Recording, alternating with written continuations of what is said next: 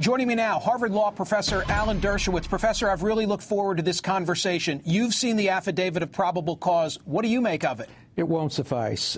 Most affidavits of probable cause are very thin. This is so thin that it won't make it past the judge on a second-degree murder charge. There's simply nothing in there that would justify second-degree murder. The elements of the crime aren't established.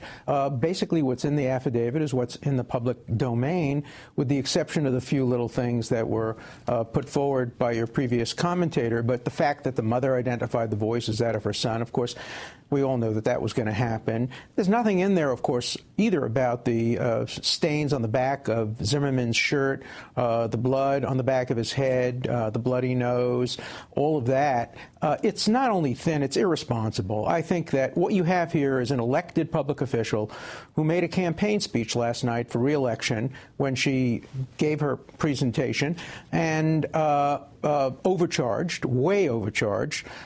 This case will not, if the evidence is no stronger than what appears in the probable cause affidavit, this case will result in an acquittal. Professor, you and I have the benefit of having read the affidavit. Allow me, please, just to read one short paragraph so that folks know how limited it is in a factual discussion of the critical sequence.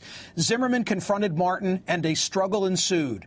Witnesses heard people arguing and what sounded like a struggle. During this time period, witnesses heard numerous calls for help, and some of these were recorded in 911 calls to police. Trayvon Martin's mother has reviewed the 911 calls, identified the voice crying for help as Trayvon Martin's. Nothing about that critical, who struck the first blow and what precipitated that action that I was looking forward to seeing in the affidavit of probable cause. But it's worse than that. It's irresponsible and unethical in not including the material that favors the defendant, unless it's not true. But if it's true, as we now have learned from other information, that the grass stains are in back of Zimmerman's shirt, that there are bruises on his head, you must put that in an affidavit. The affidavit has to tell the truth, the whole truth, and nothing but the truth. Let me ask you this, because you've written something very insightful about the nightmare scenario that a prosecutor could face, where you distinguish between the differing levels of proof, probable cause as compared to beyond a reasonable doubt. In lay terms, lay that out for us now. Well, it's very easy to get an indictment. I think a chief judge in the New York Court of Appeals once said that a prosecutor could persuade a grand jury to indict a ham sandwich.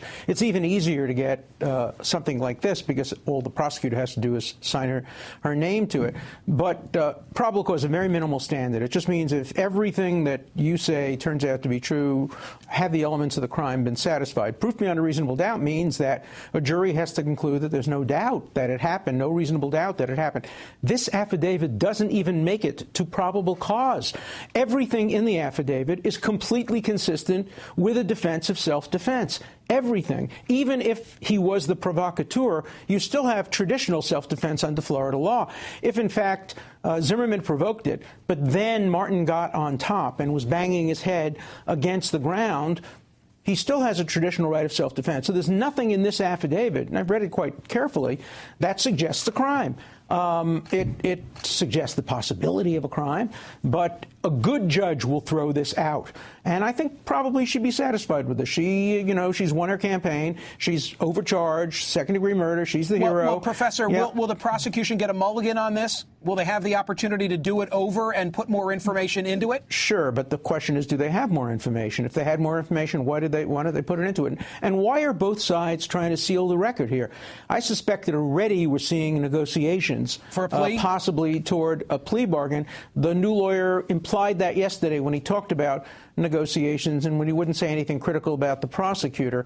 But, it's unethical to overcharge in order to get a plea. It's unethical to charge second-degree murder in order to get a plea of manslaughter. And so I think this prosecutor has a lot of answering to do. She'll win a lot of popularity contests. She'll probably get appointed a judge. But the tragedy in America is we're the only democracy in the world where we elect prosecutors and elect judges, and that's not conducive to doing justice in high-profile cases where people are rooting for outcomes and nobody seems to be concerned about the truth, except, by the way, Martin's parents, who seem to be handling this very well. I think they are interested in the truth, and I have nothing but praise for the way they handle this case. Thank you for your insights, as always, Alan Dershowitz.